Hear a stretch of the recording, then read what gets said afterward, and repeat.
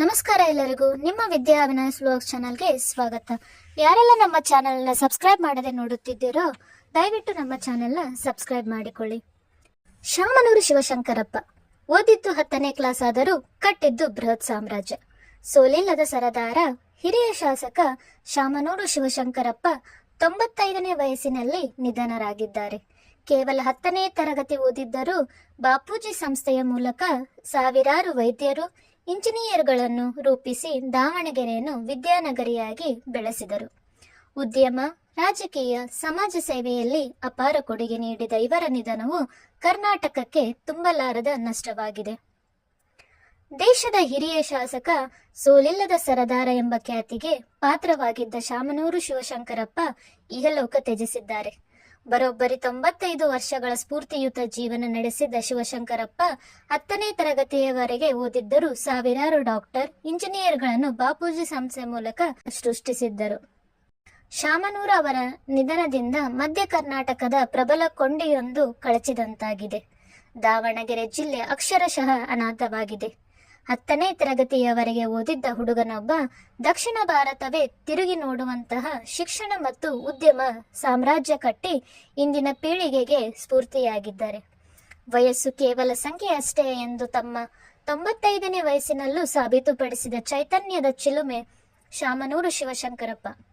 ಅವರ ನಿಧನದಿಂದ ದಾವಣಗೆರೆ ಮಾತ್ರವಲ್ಲ, ಕರ್ನಾಟಕ ರಾಜಕೀಯಕ್ಕೆ ತುಂಬಲಾರದ ನಷ್ಟವಾಗಿದೆ. ಶಾಮನೂರು ಶಿವಶಂಕರಪ್ಪ ಅವರ ಆರಂಭಿಕ ಜೀವನ ತುಂಬಾನೇ ಸಿಂಪಲ್ ಆಗಿತ್ತು. ದಾವಣಗೆರೆಯ ಪ್ರತಿಷ್ಠಿತ ಶಾಮನೂರು ಕುಟುಂಬದ ಶಾಮನೂರು ಕಲ್ಲಪ್ಪ ಮತ್ತು ಸಾವಿತ್ರಮ್ಮ ದಂಪತಿಯ ದ್ವಿತೀಯ ಪುತ್ರನಾಗಿ ಜನಿಸಿದ ಇವರು ಹುಟ್ಟೂರು ದಾವಣಗೆರೆಯಲ್ಲೇ ಶಾಲಾ ಶಿಕ್ಷಣ ಮುಗಿಸಿದರು. 10ನೇ ತರಗತಿಯವರೆಗೆ ಮಾತ್ರ ಓದಿದ್ದ ಇವರು ಮುಂದೆ ಬಿಸಿನೆಸ್ ಕ್ಷೇತ್ರಕ್ಕೆ ಇಳಿದು ದೊಡ್ಡ ಸಾಮ್ರಾಜ್ಯವನ್ನೇ ಕಟ್ಟಿದರು. ಒಂದು ಕಾಲದಲ್ಲಿ ದಾವಣಗೆರೆ ಕಾಟನ್ ಮಿಲ್ಗಳಿಗೆ ಫೇಮಸ್ ಆಗಿತ್ತು. ಇದನ್ನು ಕರ್ನಾಟಕದ ಮ್ಯಾಂಚೆಸ್ಟರ್ ಎನ್ನಲಾಗುತ್ತಿತ್ತು. ಆದರೆ ಯಾವಾಗ ಹತ್ತಿ ಗಿರಣಿಗಳು ಮುಚ್ಚಲ್ಪಟ್ಟವೋ ಆಗ ದಾವಣಗೆರೆಯ ಆರ್ಥಿಕತೆ ಕುಸಿಯದಂತೆ ತಡೆದರು ಇದೇ ಶಾಮನೂರು. ಸಾವಿರಾರು ಜನರಿಗೆ ಉದ್ಯೋಗ. ಭದ್ರಾ ಕಾಲುವೆ ಯೋಜನೆಯ ಲಾಭ ಪಡೆದು ಕೃಷಿ ಆಧಾರಿತ ಉದ್ಯಮಗಳಿಗೆ ಕೈ ಹಾಕಿದರು. ಕುಕ್ಕುವಾಡದಲ್ಲಿನ ಸ್ಥಳದಲ್ಲಿದ್ದ ದಾವಣಗೆರೆ ಶುಗರ್ ಮಿಲ್ಸ್ ಅನ್ನು ಟೇಕ್ ಓವರ್ ಮಾಡಿ ಅದನ್ನು ಲಾಭದಾಯಕವಾಗಿ ಬದಲಾಯಿಸಿದರು. ನಂತರ 1995ರಲ್ಲಿ ಶಾಮನೂರು ಶುಗರ್ಸ್ ಲಿಮಿಟೆಡ್ ಸ್ಥಾಪಿಸಿ 1999ರಲ್ಲಿ ಉತ್ಪಾದನೆ ಆರಂಭಿಸಿದರು. ಕೇವಲ ಸಕ್ಕರೆ ಮಾತ್ರವಲ್ಲ, ಡಿಸ್ಟಿಲರಿ ಮತ್ತು ವಿದ್ಯುತ್ ಉತ್ಪಾದನೆಯನ್ನು ಆರಂಭಿಸಿ ಸಾವಿರಾರು ಜನರಿಗೆ ಉದ್ಯೋಗವನ್ನು ನೀಡಿದರು. ಬಾಪೂಜಿಯ ಹೆಸರಲ್ಲಿ ಅಕ್ಷರ ಕ್ರಾಂತಿ. ಬೆಣ್ಣೆನಗರಿ ದಾವಣಗೆರೆ ಈಗ ವಿದ್ಯಾನಗರಿ. ಶಾಮನೂರು ಅವರನ್ನು ಜನಪ್ರೀತಿಯಿಂದ ನೆನೆಯುವುದು ಅವರು ಕಟ್ಟಿದ ಶಿಕ್ಷಣ ಸಂಸ್ಥೆಗಳಿಗಾಗಿ.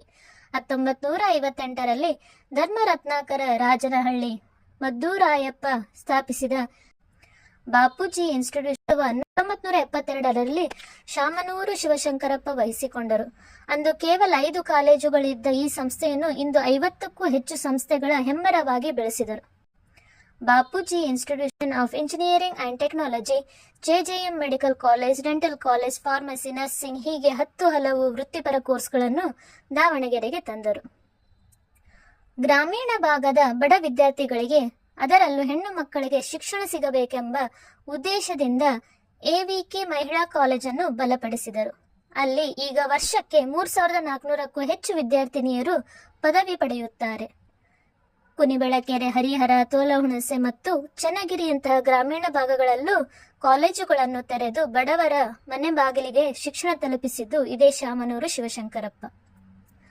ಉದ್ಯಮವಷ್ಟೇ ಯಶಸ್ಸನ್ನು ಶಾಮನೂರು ರಾಜಕೀಯದಲ್ಲೂ ಕಂಡರೂ 1969ರಲ್ಲಿ ದಾವಣಗೆರೆ ಪುರಸಭೆ ಸದಸ್ಯರಾಗಿ ರಾಜಕೀಯ ಪ್ರವೇಶಿಸಿದ ಇವರು 1971ರಲ್ಲಿ ಅದರ ಅಧ್ಯಕ್ಷರಾದರು. 1994ರಲ್ಲಿ ಮೊದಲ ಬಾರಿಗೆ ದಾವಣಗೆರೆ ದಕ್ಷಿಣ ಕ್ಷೇತ್ರದಿಂದ ಶಾಸಕರಾಗಿ ವಿಧಾನಸಭೆ ಪ್ರವೇಶಿಸಿದರು. ಅಲ್ಲಿಂದ ಇಲ್ಲಿಯವರೆಗೂ ಅವರು ಹಿಂತಿರುಗಿ ನೋಡಲೇ ಇಲ್ಲ. ದಾವಣಗೆರೆ ದಕ್ಷಿಣ ಕ್ಷೇತ್ರ ಅವರ ಭದ್ರಕೋಟೆಯಾಗಿತ್ತು. ದಕ್ಷಿಣಿ ಕ್ಷೇತ್ರ ಆರಂಭವಾದಾಗಿನಿಂದಲೂ ಅಂದರೆ 2008, 2013, 2018 ಮತ್ತು 2023ರಲ್ಲಿ ಸತತವಾಗಿ ಗೆಲುವು ಸಾಧಿಸಿದರು. 2013ರಲ್ಲಿ ಬರೋಬ್ಬರಿ 40,000ಕ್ಕೂ ಹೆಚ್ಚು ಮತಗಳ ಅಂತರದಿಂದ ಗೆದ್ದರೆ 2023ರ ಕಳೆದ ಚುನಾವಣೆಯಲ್ಲಿ ತಮ್ಮ 92ನೇ ಇಳಿ ವಯಸ್ಸಿನಲ್ಲೂ ಬಿಜಿ ಅಜಯ್ ಕುಮಾರ್ ವಿರುದ್ಧ 27,888 ಮತಗಳ ಅಂತರದಿಂದ ಭರ್ಜರಿ ಜಯಗಳಿಸಿದ್ದರು. ಒಮ್ಮೆ ದಾವಣಗೆರೆಯಿಂದ ಲೋಕಸಭೆಗೂ ಆಯ್ಕೆಯಾಗಿದ್ದರು. 3 ದಶಕಗಳ ಕಾಲ ಕೆಪಿಸಿಸಿ ಖಜಾಂಚಿಯಾಗಿದ್ದ ಇವರು ಪಕ್ಷದ ಕಷ್ಟ ಕಾಲದಲ್ಲೂ ಆರ್ಥಿಕ ಬೆನ್ನೆಲುಬಾಗಿ ನಿಂತಿದ್ದರು.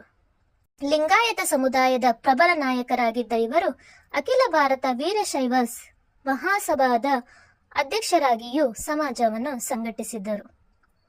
ಶಾಮನೂರು ಶಿವಶಂಕರಪ್ಪ ಕೇವಲ ಹಣ ಗಳಿಸಲಿಲ್ಲ, ಅದನ್ನು ಸಮಾಜಕ್ಕೆ ಮರಳಿಸುವುದರಲ್ಲೂ ಎತ್ತಿದ ಕೈ.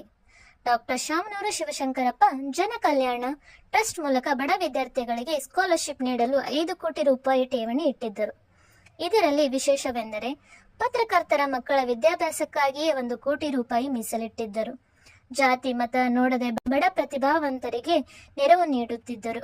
ಕೋವಿಡ್ 2ನೇ ಅಲೆಯ ಸಂಕಷ್ಟದ ಸಮಯದಲ್ಲಿ ಬಡವರಿಗೆ ಉಚಿತವಾಗಿ ನೀಡಲು ಬರೋಬ್ಬರಿ 6 ಕೋಟಿ ರೂಪಾಯಿ ಮೌಲ್ಯದ 60,000 ಲಸಿಕೆಗಳನ್ನು ಸ್ವಂತ ಖರ್ಚಿನಲ್ಲಿ ಖರೀದಿಸಿ ನೀಡಿದ್ದರು.